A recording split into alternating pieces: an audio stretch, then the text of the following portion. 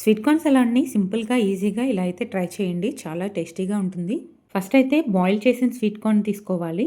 Vegetables అన్నీ మీ option. నేనిక్కడ yellow capsicum, carrot, onion, cucumber, ఇంకా కొత్తిమీర, లెట్యూస్ ఇవన్నీ కూడా తీసుకున్నాను. అన్ని వెజిటబుల్స్ యాడ్ చేసిన తర్వాత సాల్ట్, పెప్పర్, చాట్ మసాలా, జీరా పౌడర్ యాడ్ చేసుకొని మంచిగా మిక్స్ చేసుకోవాలి.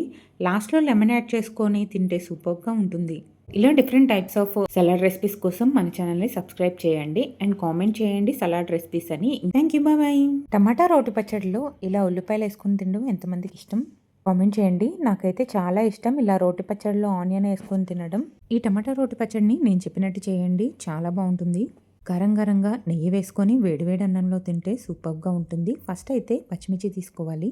ఒక 10-15 పచ్చిమిర్చి తీసుకొని వాటిని ఫ్రై చేసుకోవాలి. దాంతోపాటు కొంచెం ధనియాలు, జీలకర్ర, కొంచెం పచ్చిశనగపప్పు, మినప్పప్పు కొద్దిగా ఆయిల్‌లో వేయించి పక్కన పెట్టేసుకోవాలి. తర్వాత టమాటాలు ఒక హాఫ్ తీసుకొని ముక్కలుగా కట్ చేసుకొని వాటిని మగ్గించాలి. టమాటాలు కుక్ అయ్యేటప్పుడు కొద్దిగా పసుపు ఇంకా చింతపండు కూడా వేసుకోండి. ఉప్పు తగినంత వేసుకోండి. వీటన్నిటిని చల్లారిన తర్వాత మిక్సీ జార్‌లో వేసేటప్పుడు కొద్దిగా వెల్లుల్లిపాయ, జీలకర్ర వేసుకొని పట్టుకుంటే సూపర్‌గా ఉంటుంది. ఆకులను ఏ ఫామ్‌లో ఇచ్చినా సరే పిల్లలు అస్సలు ఇష్టపడరు.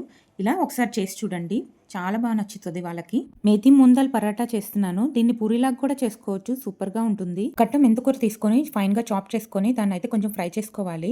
సో ఏమన్నా చేదు ఏమన్నా ఉంటే పోతుంది.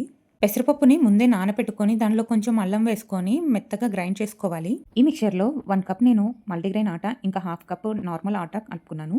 దీంట్లో బేసిక్ స్పైసెస్ పసుపు, ఉప్పు, కారం అండ్ వాము, ఇంకా నువ్వులు ఇవన్నీ వేసుకొని రోటీలా చేసుకున్నాననమాట. దీన్ని మంచిగా గీతో కాల్చుకొని తింటే సూపర్‌గా ఉంటుంది. ఈ రెసిపీని తప్పకుండా ట్రై చేసి కామెంట్ చేసేయండి. ఇలాంటి హెల్తీ రెసిపీస్ కోసం మన ఛానల్ అయితే ఫాలో చేయండి. అస్సలు టచ్ అయిన రెసిపీస్‌లో ఈ డోనట్స్ కూడా ఒకటి. నేను బ్రెడ్స్, డోనట్స్, పావ్ బజ్జీస్ ఇలాంటివి చాలా అంటే ఆ బ్రెడ్‌కి సంబంధించినవి ఎప్పుడు కూడా కుక్ చేయలేదు అండ్ ట్రై చేయాలి కూడా అనుకోలేదు. బట్ ఫస్ట్ టైం ఎందుకో గానీ డోనట్స్ ట్రై చేయాలని అనిపించింది. అండ్ కిడ్స్‌కి కూడా చాలా ఫేవరెట్ కదా డోనట్స్. అందుకనే నేనైతే ప్రిపేర్ చేశాను. పిల్లలు చూడండి ఎంత ఎంజాయ్ చేశారో. నేను డోనట్స్ స్టార్ట్ చేసినప్పటి నుండి ఇంట్లో నుండి అస్సలు కదలలేదు. అయిపోయిందా అని అంటూనే ఉన్నారు. ఫస్ట్ ఈ డోనట్స్‌కి వామ్ మిల్క్‌లో ఈస్ట్ ఇంకా షుగర్ వేసుకోవాలి ఈక్వల్ క్వాంటిటీస్‌లో. ఈస్ట్ యాక్టివేట్ అవ్వడానికి ఒక 1 అవర్ పడుతుంది. సో దాన్ని సైడ్‌కి పెట్టేశాను. ఈస్ట్ యాక్టివేట్ అయిన తర్వాత మైదా తీసుకున్నాను. 400 గ్రామ్స్ మైదాలో మళ్ళీ షుగర్, కొద్దిగా సాల్ట్ వేసుకొని ఈ ఈస్ట్ మిక్చర్ వేసుకొని మనం అయితే కలుపుకోవాలి. అండ్ ఈ మిక్చర్లో మనం కర్డ్ కానీ ఎగ్ కానీ వేసుకోవచ్చు. ఈ మిక్చర్ అంతా మంచిగా చపాతీ డో కన్నా సాఫ్ట్‌గా మిక్స్ చేసుకోవాలి.